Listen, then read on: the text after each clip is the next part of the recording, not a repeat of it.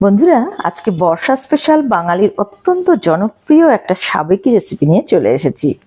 দেখেই বুঝতে পারছো ইলিশ মাছের রেসিপি। হ্যাঁ, আজকের রেসিপি হলো ভাপা ইলিশ। সবাই এটা বানাতে পারো, সবারই ভীষণ প্রিয়। তবে আমি কিভাবে বানাই সেটাই তোমাদের সঙ্গে আজকে শেয়ার করছি। তো চলো শুরু করা যাক। আমি নাফিসা, তোমরা দেখছো flavour and fest by Nafisa. চ্যানেলের নতুন বন্ধু হলে রিকোয়েস্ট করবো চ্যানেলটাকে সাবস্ক্রাইব করে পাশে থাকা নোটিফিকেশন বেলটাতে ক্লিক করে দিও পরবর্তী আপডেটগুলোর জন্য। যারা ফেসবুক পেজ থেকে দেখছো তাদেরকে অনুরোধ করবো পেজটাকে প্লিজ ফলো করে দিও। তো শুরু করছি। এখানে 5 পিস মাছ ভালোভাবে ধুয়ে পরিষ্কার করে হাফ চামচ পরিমাণ লবণ আর হাফ চা চামচ পরিমাণ হলুদের গুঁড়ো দিয়ে ভালোভাবে মেখে নিচ্ছি। এইভাবে দেখো মেখে এটাকে 10 মিনিট ম্যারিনেট হতে রেখে দেবো। এর মাঝে আমরা একটা মশলা বানিয়ে নেব। তার জন্য একটা মিক্সিং জারে নিয়ে নিচ্ছি 1 টেবিল চামচ করে সাদা আর কালো সর্ষে, নিয়ে নিচ্ছি 1 টেবিল চামচ পরিমাণ পোস্ত, আর দিয়ে দিচ্ছি 5টা কাজু বাদাম। কাজু বাদামটা অপশনাল, তবে দিলে কিন্তু টেস্টটা ভালো হয়।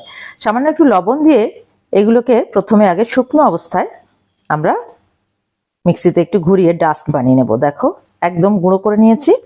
এইভাবে ডাস্ট বানিয়ে পরবর্তীতে জল দিয়ে পেস্টটা বানালে পেস্টটা খুবই স্মুথ হয়। 4টে কাঁচা লঙ্কা টুকরো করে দিয়ে দিচ্ছি। তোমরা তোমাদের স্বাদ মতো দিয়ে নিও, বাড়িয়ে কমিয়ে নিতে পারো লঙ্কার পরিমাণটা। দিয়ে দিলাম একটু জল। এবার এটাকে আবারও মিক্সিতে ঘুরিয়ে নিচ্ছি। এইভাবে দেখো পেস্টটা বানিয়েছি। পেস্টটা খুব মিহি তৈরি হয় এইভাবে পেস্ট বানালে। পেস্টটাকে আমরা একটা মিক্সিং বোলের মধ্যে নিয়ে নিচ্ছি। এর সঙ্গে অ্যাড করে দিচ্ছি হাফ চা চামচ পরিমাণ হলুদের গুঁড়ো, হাফ চা চামচ পরিমাণ দিচ্ছি কাশ্মীরি লাল লঙ্কার গুঁড়ো, 2 টেবিল চামচ পরিমাণ টক দই, এরপরে দিয়ে দিচ্ছি স্বাদ অনুযায়ী লবণ, দিয়ে দিচ্ছি 1 টেবিল চামচ পরিমাণ সর্ষের তেল, আর দিয়ে দেবো সামান্য একটু চিনি দইয়ের টকটাকে ব্যালেন্স করার জন্য। এইবার এই সব কিছুকে একটা হ্যান্ড উইক্স দিয়ে বেশ ভালোভাবে নাড়াচাড়া করে মিশিয়ে নিতে হবে। 2-3 মিনিট ধরে এই মেশানোর কাজটা করতে হবে যাতে উপাদানগুলো সব ভালোভাবে মিশে যেতে পারে। তো আমাদের মিশ্রণটা রেডি হয়ে গেছে।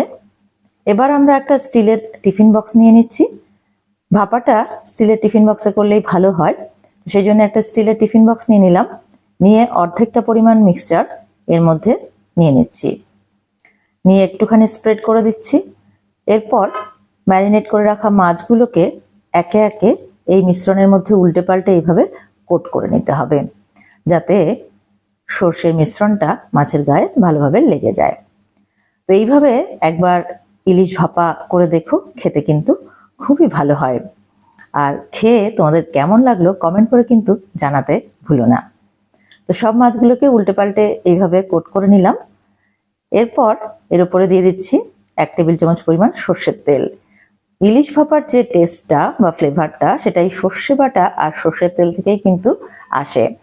তো সর্ষের তেলটা ওই জন্য দিতে হবে। এবার বাকি যে মিশ্রণটা ছিল সেই মিশ্রণটা এর মধ্যে দিয়ে দিলাম, দিয়ে ভালোভাবে নাড়াচাড়া করে এইভাবে মিক্স করে নিলাম। এবার দিয়ে দিচ্ছি 4টে চেরা কাঁচা লঙ্কা, এতে সুন্দর একটা ফ্লেভার আসবে। আর উপর থেকে আরও 1 টেবিল চামচ পরিমাণ সর্ষের তেল দিয়ে দিলাম। এখন এটাকে ঢাকা দিয়ে সাইডে রেখে দিচ্ছি 10 মিনিট। এবার আমরা স্টিম করার জন্য জলটাকে ফুটিয়ে নেব। ওভেনের উপরে একটা কড়াইতে একটা ফুড স্ট্যান্ড বসিয়ে যথেষ্ট পরিমাণ জল নিয়ে নিয়েছি। ফুড স্ট্যান্ডটা যেন জলে ডুবে থাকে এরকম। জলটা ফুটে উঠলে এখন টিফিন বক্সটাকে এইভাবে এর উপরে বসিয়ে দিচ্ছি।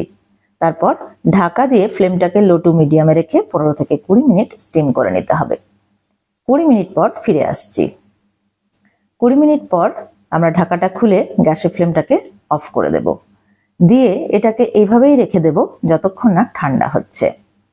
ঠান্ডা হয়ে গেলে খুলে দেখাচ্ছি।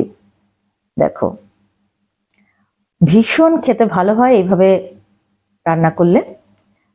দেখেই দেখো কিরকম টেম্পটিং লাগছে, দুর্দান্ত স্বাদ হয়েছিল। তো তোমরাও একবার এইভাবে বানাও, আর বানালে খেয়ে কমেন্ট করে জানাতে ভুলো না কেমন হলো।